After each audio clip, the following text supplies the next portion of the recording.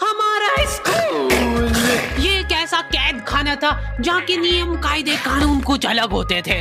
इस जेल के कैदी डेली अपने घर से बस्ता टांग के यहाँ पे आते हैं दिहाड़ी करने। कई माँ बाप उनके बच्चों को खुद इस जेल में फेंक के जाते हैं ताकि उनका बच्चा जिंदगी में एक सक्सेसफुल दिहाड़ बन सके। दरिंदे रोक दे बच्चा। मैं अपनी दिहाड़ी करने वैन से जाता था। हमारी वैन वाले ड्राइवर का नाम था भैया जी और उसकी वैन का नाम था मैजिक, जिसका हर दूसरे दिन टायर पंचर हो जाता था। बच्चे लोग स्कूल जाके पढ़ना सीखे ना सीखे टायर पंचर बनाना जरूर सीख जाते थे। लेकिन भैया जी से मेरा अलग अटैचमेंट था।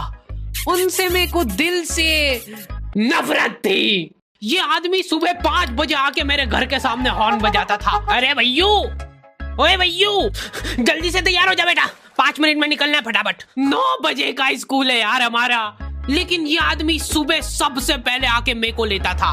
उसके बाद हम 3-4 घंटे पूरे शहर भ्रमण पे निकलते थे। शहर के पूरे आखिरी कोने से बच्चे ले लेके आता था ये आदमी।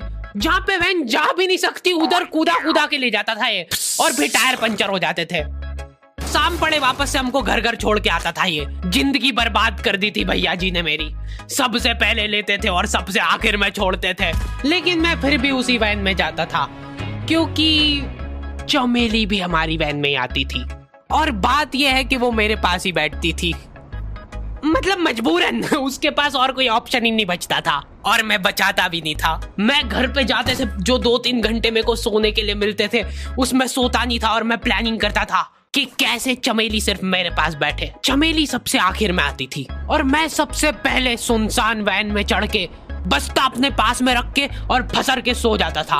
बाकी सारे बच्चे अपना बस्ता गोदी में रखते थे क्योंकि तुम्हारे बाप की वैन नहीं है, मतलब मेरे भी नहीं थी, पर मेरे ऊपर भैया जी को तरस आ जाता था कि बेचारा 5 बजे से आया है, तो वो सोने देते थे।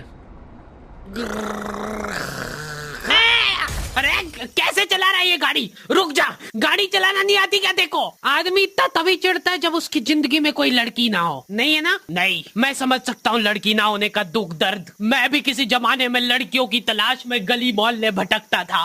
फिर एक दिन मेरे पास से वो निकली। जैसे ही मैंने हैपन खोल के देखा उसकी आईडी मेरे फोन पे चमक रही थी। हैपन ये एक रियल लाइफ डेटिंग ऐप है। यहाँ पे तुमको वो लोग मिलेंगे जो तुम्हारे आस पड़ोस से निकले हो कभी ना कभी। 100 किलोमीटर दूर रहने वाले लोगों से बात करके फायदा ही क्या जब तुम मिल ही ना पाओ। और अगर तुम्हारी घिनौनी शक्ल देख के यहाँ पे तुमसे कोई प्यार मोहब्बत नहीं भी करता है तो तुम फ्रेंडशिप तो कर ही सकते हो फिर भी। So go and check it out happen. Link is in the description. लेकिन मैं सोता नहीं था। मैं आंख बंद करके चमेली के घर का इंतजार करता था। तो क्योंकि चमेली आखिरी में आती थी तो वैन पूरी पैक पुक हो रखी होती थी। बच्चे बाहर उबल रहे होते थे और मैं अपना बस्ता पास में रख के एक्टिंग देखो एक्टिंग। और जैसे ही वो आती थी, हड़बड़ाना नहीं, ऐसे टाइम पे हड़बड़ाते नहीं है कि फटाफट बैग उठाया और आओ इधर बैठो जल्दी। मत करना ये हरकत, भाग जाएगी वो। ठरक नहीं झलकना चाहिए जरा सिक भी, एकदम सटल रखना है। क्या हुआ? और कहीं जगह नहीं है क्या? तेरे मुंह में मूत दूंगा मैं। अच्छा ठीक है, इधर ही बैठ जाओ। देख रहे हो एक्टिंग देखो तुम लौंडे की। ना जाने कौन सी नशीली खट्टी मीठी खुशबू लगा के आती थी चमेली। आज तक उसकी खुशबू है मेरी नाक में। मैं वो खुशबू का पूरा मजा ले ही रहा होता हूँ, इतने में एकदम भभका बास आती है निकाह से। जैसे ही मैं बाहर जागता हूँ, मरा हुआ कुत्ता पड़ा है वहाँ पे। एक काली कार सूख करके निकली और मेरे बच्चे को मार दिया। कैसे करके निकली? शूक। ऐसे नहीं निकली थी, मैं यहीं पे खड़ा था, वो कार आई थी और जैसे ही वो बच्चा नीचे आया तब वो खड़ा, वो बच्चा चिल्लाया और फिर कार शूक करके भाग गई। उधर कुछ बच्चे ऑटो रिक्शा से भी आते थे स्कूल। ऐसा लगता था कि पूरे स्कूल के बच्चे इस एक ऑटो रिक्शा में ठूस के ले जाता है वो। ये ऑटो वाले और भैया जी दोस्त थे और अब ये बीच सड़क पे रेसिंग लगवा रहे हैं। इनकी गाड़ियां उबला रही है बच्चों से, पर फिर भी नहीं मान रहे ये लोग। नहीं जीतूंगा। स्कूल जाके वो पीछे मुलट के देख रहा है तो एक बच्चा नहीं बचा उसके ऑटो रिक्शा में। हमारे भैया जी बेचारे पीछे से उनके गिरे हुए बच्चों को उठा के ला रहे थे। ये सब हरकतें करके हम लोग जैसे तैसे कैद खाना पहुंच जाते हैं। सुबह 5 बजे से निकलने के बावजूद हम लोग लेट पहुंच रहे हैं वहाँ पे पहुंच के हमने देखा कि 4 लौंडे मरे हुए पड़े हैं जिनको डॉन ने मारा है। डॉन हमारे स्कूल की इंचार्ज थी। डॉन का कद छोटा था और पेट मोटा था, और आश्चर्य की बात यह है कि समय के साथ उसकी हाइट कम हो रही थी। मतलब बड़े नहीं बड़े वो चलता है एक बार को, पर इसकी कम हो रही थी। डॉन बहुत स्ट्रगल करके कार से स्कूल आती थी खड़े होके, क्योंकि बैठ जाए तो उसको सामने की सड़क नहीं दिखती थी। वो अलग बात है, खड़े होके भी पूरा नहीं दिखता था। हर रोज 2-4 कुत्ते कुचलते हुए आती थी वो। फिर मेरे को समझ आया कि रास्ते में जो कुत्ते दिखे थे वो डॉन इस कैद खाने में छत पे बैठी रहती थी स्नाइपर लेके। कोई भी कैदी कुछ गलत गतिविधि करता हुआ दिखता था तो वहीं पे, मैडम इनकी लाश का क्या करना है? अरे ये तो आपको पता ही है। कहाँ रह गए थे यार झमू दीदी? फटाफट ये खून वून साफ करो। झमू दीदी बुलेट से स्कूल आते थे और ये अफवाह फैली हुई थी पूरे स्कूल में कि उनके घर पे मर्सिडीज भी है। लेकिन झमू दीदी हम्बल रहना पसंद करते हैं। ऐसा कहा जाता था कि ये स्कूल ऑन पेपर झमू दीदी के नाम पे ही है, पर वो हम्बल रहने के लिए यहाँ पे झाड़ू पोछा लगाती है। वैसे मैडम इन्होंने करा क्या था? गैर कानूनी पेन फाइट का सट्टा खेलते थे ये लोग क्लास में। उससे मेरे को प्रॉब्लम नहीं है, मेरे को क्यों नहीं? हाँ, हमारी क्लास में पेन फाइट का सट्टा चलता था। हमारे इधर जो लौंडा पेन फाइट में जीतता था, सामने वाले का पेन उसका हो जाता था। कुछ बच्चे अपना सब कुछ दांव पे लगा देते थे और कर्जे में डूब जाते थे। फिर भी वो लोग हार नहीं मानते थे और अपने दोस्त से पेन उधार लेके खेलते थे और वापस हार जाते थे।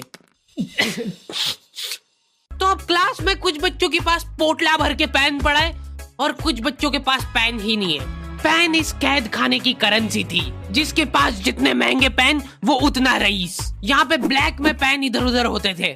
नॉर्मल लोगों के पास होते थे 5 रुपए वाले जीफी जेल, जो कि तुम एक पन्ने पे लिखोगे तो पीछे 10 पन्ने तक छप जाएगा। और उनसे भी गए बीते लोग होते थे जो 3 रुपए वाला यूज एंड थ्रो लेके आते थे और उससे भी उनकी अच्छी राइटिंग आ जाती थी। बहुत चिढ़ मचती थी यार मैं कौन से। और कुछ चुनिंदा रईस लोग होते थे जिनके पास होता था ट्राइमैक्स। हर बच्चे का सपना होता था कि उसके पास एक ट्राइमैक्स हो, साथ में आसपास 2-4 लड़कियां हो। प्लीज मेरे को यहाँ पे ऑटोग्राफ दे दो। ये लो ट्राइमैक्स किंग के। ये ट्राइमैक्स क्या बात कर रही है? सही में एकदम रईस लोग ही अफोर्ड कर पाते थे ट्राइमैक्स। वो बाबड़े भी एक अक्षर लिख के रिफिल खोल के देखते थे। खाली हो रही है तो एक बार एक रईस बच्चे का ट्राइमैक्स चोरी हो गया। पूरे स्कूल में हाहू मच गई थी। भागो। वो देखो, उस दिन हमको पता चला कि वो आदमी दौड़ भी सकता है। हमारे स्कूल में कुछ भी कांड हो रहा है, ये आदमी सबसे पहले दौड़ के आएगा। पूरा बैग खोल चोर, और बच्चों के बैग चेक करेगा। स्कूल वालों को भी इसकी सैलरी देते वक्त सबसे ज्यादा आंख खरती है। सैलरी किस चीज की? इस आदमी की शक्ल देख के ऐसा लगता था कि ये स्पोर्ट्स की आड़ में वैन वालों के साथ मिलके बच्चों की स्मगलिंग करता है। इस महान आदमी का नाम था भूषण। इसने अपनी जांग पे टैटू करा रखा था। भू अलग जांग पे, सड़ अलग जांग पे। सर कल से खो खो खेलने के लिए कितनी बजे आना है? वो तो बैग चेक करा पहले तू। इन्होंने पूरे कैद खाने के कैदियों को लाइन से खड़ा कर दिया है। पेन हमारी क्लास के बच्चे का गुमा है और पूरे स्कूल में ढूंढ रहे हैं लोग। आखिरी में पता चलता है कि वो बच्चा घर पे भूल के आ गया था उसका पेन। सॉरी बेटा, एक फेड में मुंह देगा।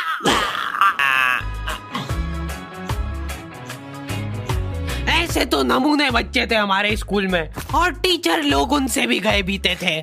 हमारे स्कूल में टीचरों को उनके नाम से कोई जानता ही नहीं है। बच्चों ने उनकी हरकतों के अनुसार टीचरों के नाम रखे हुए। हमारे इंग्लिश वाले टीचर का नाम था छोटा भीम।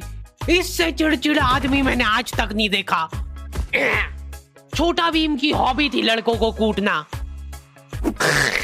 उस बेचारे की हाइट छोटी थी तो बच्चे के मुंह तक उसका हाथ ही नहीं पहुंचता था। बेचारा ऊंचक उचक के मारता था, फिर भी कमर तक ही हाथ पहुंच पाता था उसका। एक पॉइंट पे मेरे को ऐसा लगने लग गया था कि उसको सैलरी लड़कों को कूटने की मिल रही है। कभी किसी बच्चे को बहुत ज्यादा मार दिया, घायल हो गया वो बेचारा, ये लो आपका एक्स्ट्रा बोनस।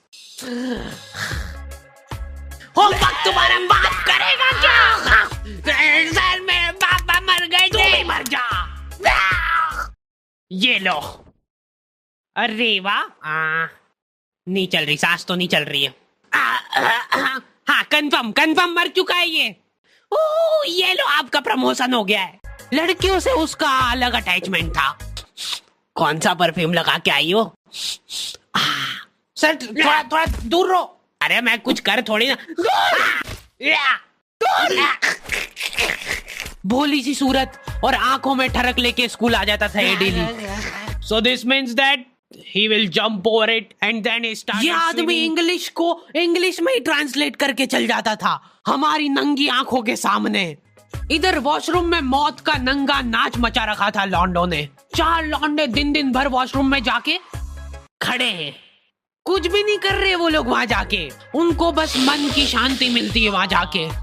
अगले दिन उन चारों ने प्लानिंग करी, कुछ तो प्रोडक्टिव करते यार वहां जाके। अगले दिन वो सब पानी की बोतल लेके गए। अब वो पानी पी पी के हाथों हाथ मूत रहे हैं। और ये टीचर लोगों को प्रॉब्लम क्या है, बच्चे अगर वॉशरूम जा रहे हैं तो एक गया है तो अभी दूसरा नहीं जा सकता है।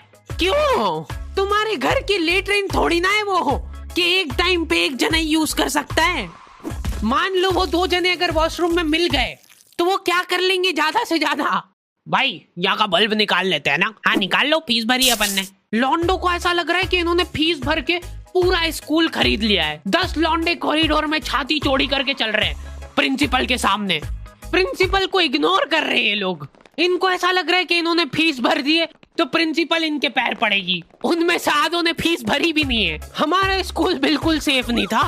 हमारे वॉशरूम में चोरियां हो जाती थी यार। बल्ब चोरी करने के बाद सब लोग अंधेरे में मूत रहे एक दूसरे के जूते पे। उधर कर। उसके बाद पूरे वॉशरूम में कुछ दिख नहीं रहा है चोरी करने का। तो ये लोग नल उखाड़ के ले गए। नल कौन ले जाता है? कभी वो मछली वाले साबुन चोरी हो जाते थे, कभी ये फिनाइल की सफेद गोली को माउथ फ्रेशनर समझ के खा जाते थे। भाई इसको चबा मत, इसको चूस, ज्यादा देर तक चलेगी ऐसे। ठंडक हो रही भाई, ठंडक।